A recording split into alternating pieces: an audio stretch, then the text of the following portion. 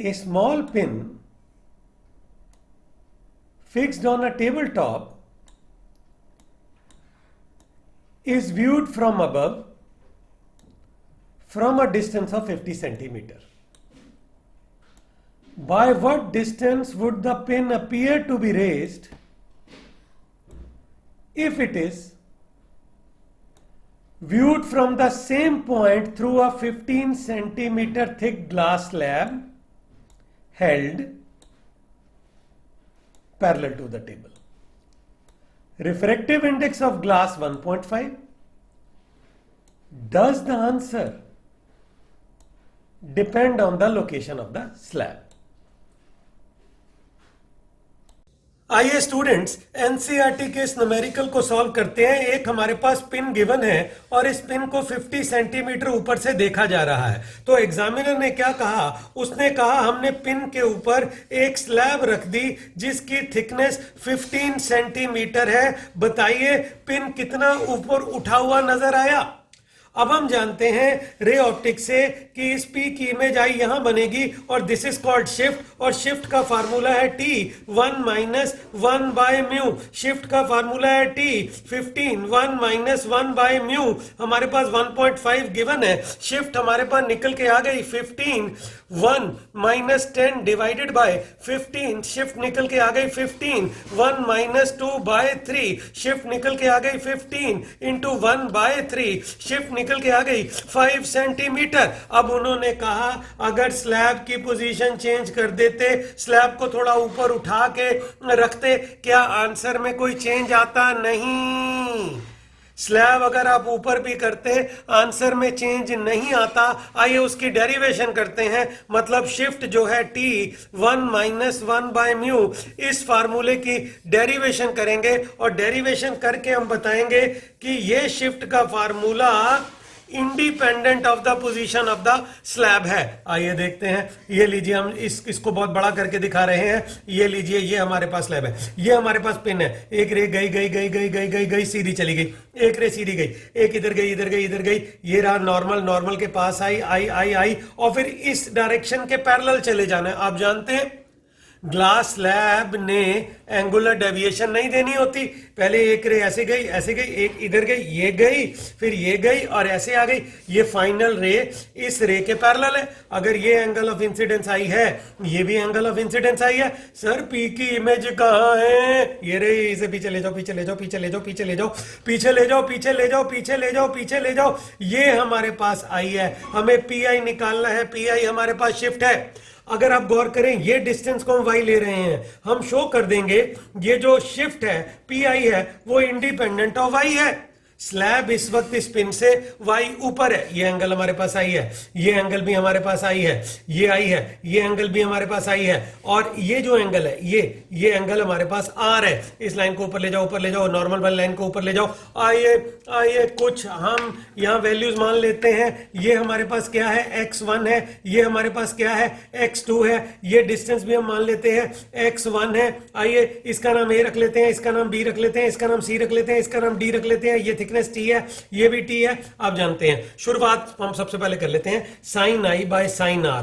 Sign i divided by sine r is equal to mu. Mu refractive index है। अगर I R बहुत छोटे हैं, डायग्राम में ये बहुत बड़े दिखाए गए हैं, डायग्राम में बहुत बड़े दिखाए गए हैं ताकि स्टूडेंट को डायग्राम नजर आ जाए। अगर आई आर बहुत छोटे हैं, स्मॉल एंगल ऑफ इंसिडेंस है, तो साइन आई की जगह आप टेन आई लिख सकते हैं, साइन आर की जगह आप टेन आर लिख सकते हैं। Ten I by ten R, हमारे पास म्यू आ गया इक्वेशन नंबर 1। अब क्या करना है? भूल ना जाना, हमें प्रूव करना है ये जो पी आई शिफ्ट है ये इंडिपेंडेंट ऑफ वाई है। हमें प्रूव करना है ये जो पी आई शिफ्ट है ये इंडिपेंडेंट ऑफ वाई है। ठहरो, ए इसका नाम रखो ई, ए ई आई ट्रायंगल देखो, A E I triangle x1 plus x2 divided by A I is tan i। x1 plus x2 divided by ai is equal to tan i। ai उधर ले जाओ। x1 plus x2 is ai tan i। अब सुनो मेरी बात, ये जो ai है, ये जो ai है ये है ab plus bi। ab t है, t plus B I, x1 plus x2, A I की जगह लिखा t plus B I into tangent I, बिल्कुल ठीक। अब हमारे पास आ गई इक्वेशन नंबर 1। अब सुनो, भूल ना जाना, हमें शो करना है पी आई जो शिफ्ट है इंडिपेंडेंट ऑफ वाई है। पी आई जो शिफ्ट है वो इंडिपेंडेंट ऑफ वाई है। अब हम क्या करते हैं, अब x1 निकालेंगे। देखिए x1 कहां से आएगा, देखिए x1 divided by y is tan i, x1 by y tan i, x1 divided by y is equal to tangent i, यहां से आ गया x1 is y tan i, ये बनी इक्वेशन नंबर 2। इस x1 को यहां डालेंगे, पर उससे पहले x2 भी निकाल लें। अरे x2 divided by t is tan r, x2 divided by t is tan r, x2 divided by t tan r, x2 divided by t is equal to tangent r, x2 निकल के आ गया t tan r, ये बनी equation number 3। x2 को यहां डालो और इस इक्वेशन को नीचे लिखो। हमारे पास आ गया x1 की जगह डालो y tan i, y tan i, x2 की जगह डालो t tan r is equal to t plus bi tan i।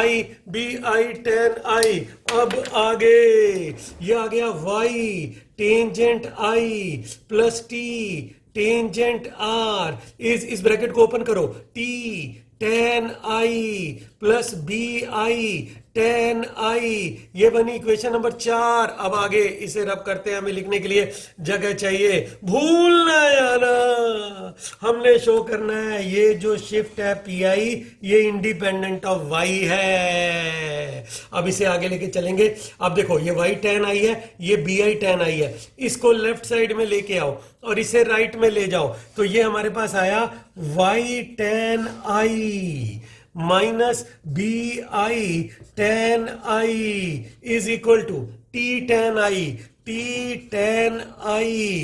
Minus t tan r।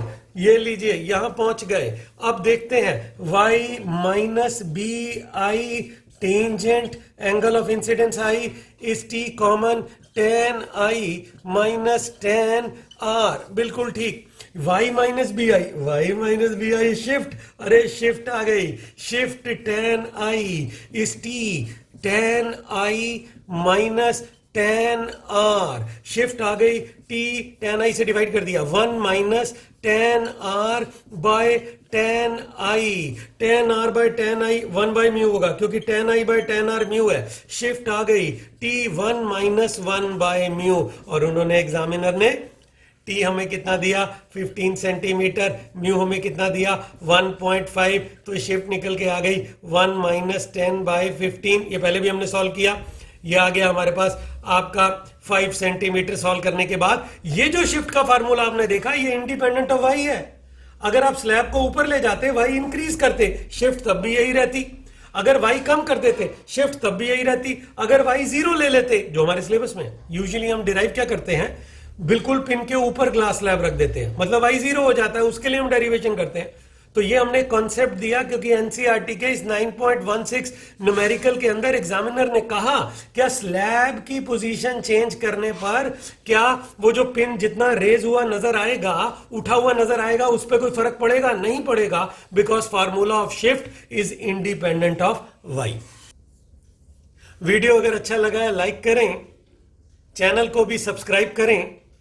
Thank you.